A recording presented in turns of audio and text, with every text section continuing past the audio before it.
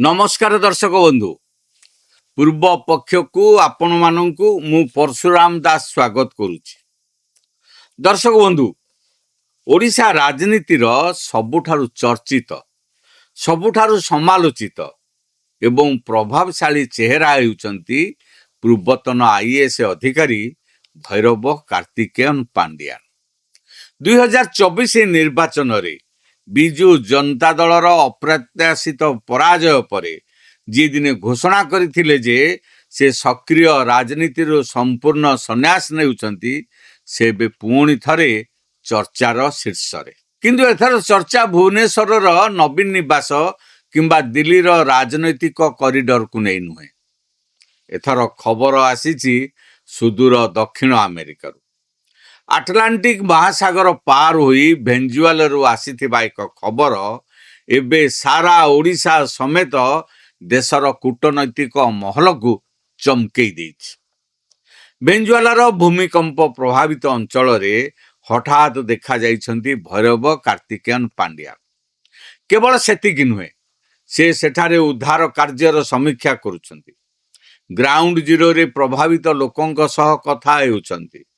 सबुठर बड़ कथा हेउची से सेठाकार शीर्ष नेतृत्व तथा प्रतिनिधि मानंको साक्षात करी कूटनैतिक स्तर रे विपर्यय परिचालनार ब्लूप्रिंट बांटुछंती। एई खबर सामना को आसीबा परे एबे सारा ओडिशा सामनारे सबुठारु बड़ प्रश्न उठुछि। भैरव कार्तिकेयन पांड्यान केउ सांविधानिक किंबा आनुष्ठानिक परिचय रे एक विदेशी राष्ट्रर प्रतिनिधि और प्रशासन को भेटिछंती। से केउ क्षमतारे भारत किंबा ओडिशार विपर्यय परिचालना रणनीतिर श्रेय नहीं विदेशी मंचरे उपस्थापन करुछंती। आज आम पॉलिटिकल भागवत रे एई रहस्यजनक गस्त एवं एहा पछरे थिबा प्रश्नवाचीर संपूर्ण व्यवच्छेद करिबा। आपण माने देखुथांतु पूर्व पक्ष। मोर आपण मानक अनुरोध आम चैनल को लाइक करंतु, सब्सक्राइब करंतु आ बंधु मानक सहित अधिक अधिक शेयर करंतु।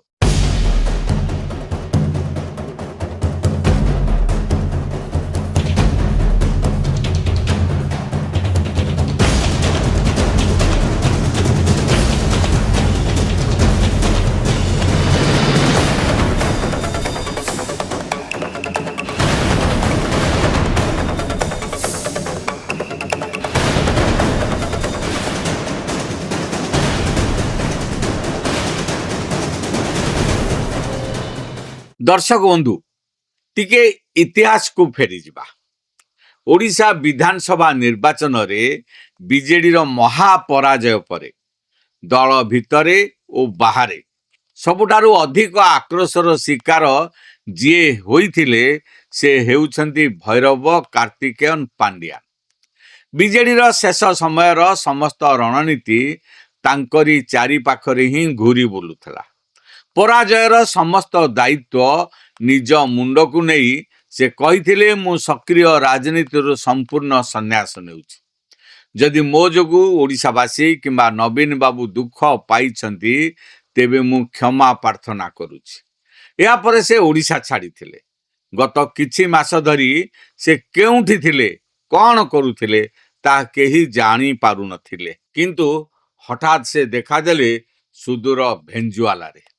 भेंजुआला रे भूमिकंप जनित विपर्यय परे सेठाकार ग्राउंड जीरो रे पहुंची पांड्यान स्थितिर मूल्यांकन करुछंती। सेठाकार उद्धारकारी दलर अक्लांत परिश्रम को प्रशंसा करुछंती। एठारे प्रश्न उठुची, जने साधारण भारतीय नागरिक किंबा जने अवसर प्राप्त आईएएस अधिकारी पई एभली एक संवेदनशील आंतर्जातिक विपर्यय स्थल को जाई समीक्षा करिबा कोन एते सहज?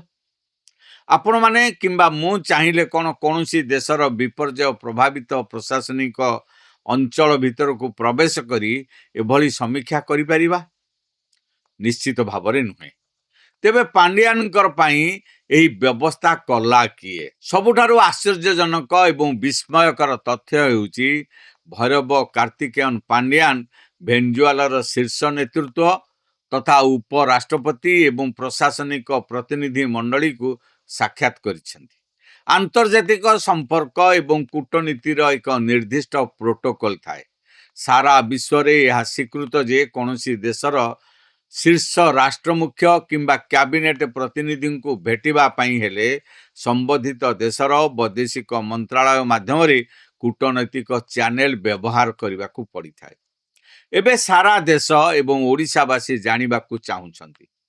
प्रथम प्रश्न हैला से कौन भारत सरकार कौन सरकारी प्रतिनिधि विशेष दूत किंबा वैदेशिक मंत्रालय कौन कमिटीर सदस्य भाव सेठाकू जाइछंती।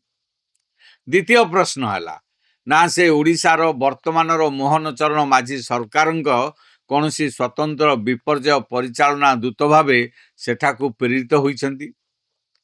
एई दुईटी जाक प्रश्नर उत्तर ना हुए तेबे जने साधारण नागरिक जने पूर्वतन आईएएस अधिकारी को भेंजुआलार प्रशासन केउ आधार रे सरकारी स्तर रे स्वागत कले, केउ योग्यतारे दुई पक्षक मध्यरे विपर्यय प्रतिक्रिया रणनीति उपरे चिंताधारा आदान प्रदान हैला। कौन सी आंतर्जातिक बेसरकारी संस्था जहाँके एनजीओ कहा जाउची किंबा मिलित जाति संघर कौन एक एजेंसी तांको एही दायित्व देइछि। जदि देइछि तेबे सही परिचय को साधारण रे प्रकाश करा जाउ नाही काहेकि। रिपोर्ट अनुसार भेंजुआल प्रशासन सह आलोचना बेले पांड्यान ओडिशा एवं भारतर दीर्घकालीन विपर्यय प्रशमन शून्य मृत्युहार नीति एवं सफल पुनर्वासर मॉडल बाबद बुझाइछंती। से कहिछंती केमिति प्रलयंकरी बात्या पर भी ओडिशा छिड़ा होइछि। निश्चित भाव में ओडिशार विपर्यय परिचालना आज विश्वस्तरीय, एथिरे कौनसी दुई मत नाही।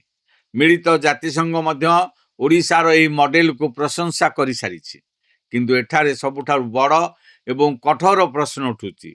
गत 24 वर्षर बीजेडी शासन काल मध्यरे भैरव कार्तिकेयन पांड्यान केबे भी सीधा सड़क विपर्यय परिचालना विभाग एसआरसी बा ओस्डमार मुख्य दायित्व रे नथिले। ओडिशार एही सफलता पछरे रहिछि ओडिशार हजार हजार सरकारी कर्मचारी, दिन राति एक करुथुबा ओड्राफ एवं अग्निशम बाहिनीर जवान, स्थानीय प्रशासन, आशा और अंगनवाड़ी कर्मी एवं ओडिशार सचेतन जनसाधारण रक्त झाड़ बुहा परिश्रम।